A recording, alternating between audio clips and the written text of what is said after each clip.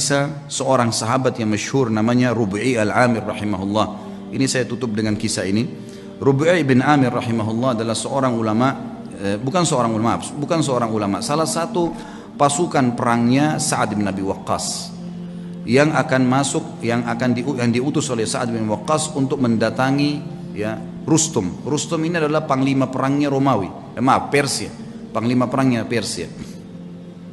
Rubi' al-Amir bin Amir rahimahullah ini terkenal sekali orangnya. Waktu dipanggil oleh Umar bin Khattab untuk berjihad, maka dia pun mengambil panci masaknya yang dia letakkan di kepalanya karena tidak punya topi untuk berperang.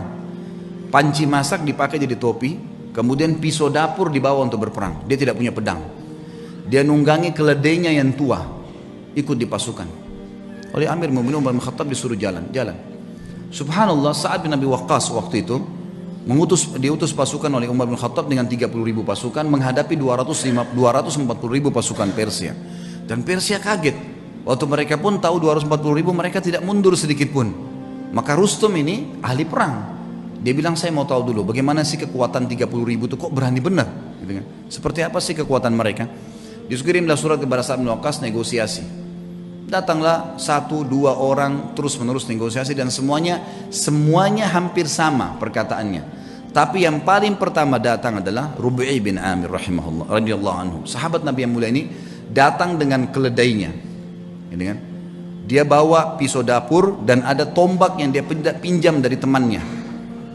Dia datang, begitu tiba di istana, kata Rustum, buat dia tidak masuk ke istana kecuali sudah hormat dengan saya, dan hiasi semua istana ini dengan emas. Semuanya, pintu gerbangnya hiasi dengan emas, semuanya taruh harta-harta gelimpangin gitu. Buat mereka mau tahu gila harta enggak ini? Semuanya, bantal-bantal semua singgasana hiasi dengan emas, semuanya taruh emas, geletakin emas di sana sini. Dibuat semewah mungkin. Waktu datang Rubi'i radhiyallahu anhu, begitu melihat kejadian tersebut, dia turun dari keledainya, lalu dia mengatakan, bagaimana dengan undangan kalian? Kata mereka, kau tidak bisa masuk kecuali kau harus menghormati Rustum. Mengatakan, wahai Rustum yang terhormat, saya pamit mau masuk. Kata Rubi'i, saya tamu dan saya yang harus dipamiti untuk masuk, bukan saya yang pamit. Lalu Rubi'i melihat di situ ada tikar permadani, di atasnya banyak emas.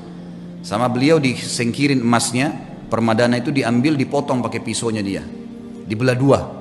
Diambil, ditaruh di keledainya, dianggap sebagai ghanimah, harta rampasan perang, ditaruh sama dia. Kemudian dia mengatakan, ini pembukaan harta rampasan perang kami kalau kau tidak buka pintu gerbang. Sendirian. Dan Rubi'i ini perlu anda tahu, orangnya pendek, kecil, bukan orang yang tinggi kekar. Orang-orang Persia waktu itu tinggi besar, kekar-kekar semuanya. Diberitakan ke dalam. Kata Rustum, baiklah, tutup pintu gerbang, buka sedikit saja, supaya dia masuk tunduk kepada saya. Diperintahkan masuk, pintu gerbang dibuka sedikit. Memang tidak bisa orang masuk, harus tunduk. Maka Rubi'i lihat, subhanallah, Allah memberikan orang beriman itu hatinya bisa melihat, ya. Dia bisa membaca, namanya firasatul mu'min. Maka dia lihat, ini pasti ada tipu daya nih. Yang dia lakukan, dia balikkan pantatnya dia balikkan keledainya, lalu dimasukkan dari balik belakang, ya. Sehingga yang tadinya dia harus tunduk, ini dibalik, jadi bokong yang di belakang. Dilaporin ke Rustum, ini yang dilakukan sama orang ini. Malah sekarang dihinain. Lalu dia naik keledainya, dia jalan. Subhanallah, tuh dia jalan, dia tidak turun dari keledai. Keledainya dimasukkan di istana Rustum dengan karpet-karpet yang mewah. Pisau dapurnya dipakai, bolong-bolongin bantal itu semua, bantal-bantal yang mewah. Semua ini karpetnya ditusuk-tusuk dengan tombaknya sama dia. Sampai tiba depan Rustum. Panci di atas kepalanya, pisau di tangannya, tombak di tangan, pisau tangan kanan, ini tangan kiri, tombaknya. Kata Rustum, dipanggil penterjemah, tanya kepada mereka nih, mau apa sebenarnya datang ke sini? Terjemahkan, hai orang-orang Arab, kalian kan dulu di padang pasir, tidak punya apa-apa kecuali gembala kambing. Untuk apa kalian datang ke sini? Kalau kalian butuh harta, sebut saja, kami akan kasih pulang. Kalau kalian butuh gembalaan, kami kasih berapa bun unta dan kambing yang kalian mau. Kalau kalian ingin jabatan, kami akan jadikan, pilih siapa yang terbaik, kami akan jadikan sebagai pemimpin kalian dan kami akan kasih gaji. Lalu jawaban Rubi'i rahimahullah, ini orang kalau sudah mengenal Tuhannya, dia mengatakan, kami datang dari sana tidak butuh dengan harta yang sedang kau pamerkan ini. Dan kami datang mengeluarkan seluruh hamba termasuk kamu dan kami dari menyembah makhluk kepada menyembah pencipta sang makhluk. Itu saja.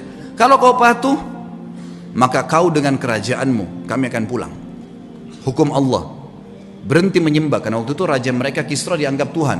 Berhenti menginjak Kisra. Kisra pun tetap dengan kerajaannya, kau tetap sebagai panglima perangnya, semua kau milikin, tidak ada yang hilang di sini. Cuma itu saja. Kemudian kami pulang.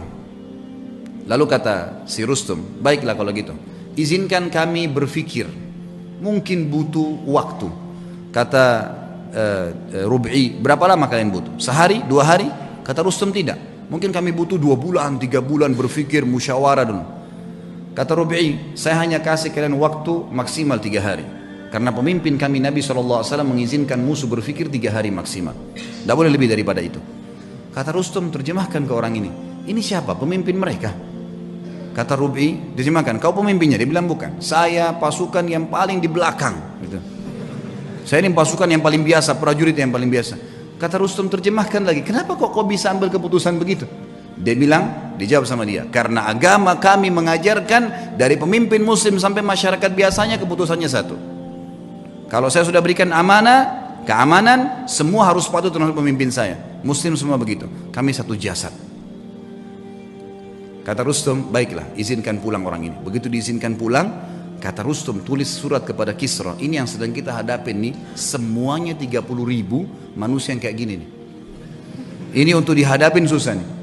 Gak bisa, keras, tegas, dan memang maunya, gak bisa. Harus begitu. Tidak ada jalan lain. Urusan tangan Anda, berperang atau kita mengalah saja. Ini gak bisa. Karena Kisra gak berhadapan sama pasukan muslimin, dianggap kuat, udahlah pasukan, perang aja, lawan, gitu kan. Ini kasihan terjadi peperangan tentunya. Tapi yang kita ambil pelajaran bagaimana Rub'i radhiyallahu anhu, teman-teman. Orang kalau mengenal Allah, harta jadi kecil buat dia. Ya. Semua apapun yang Allah haramkan ditinggalkan, seindah apapun itu.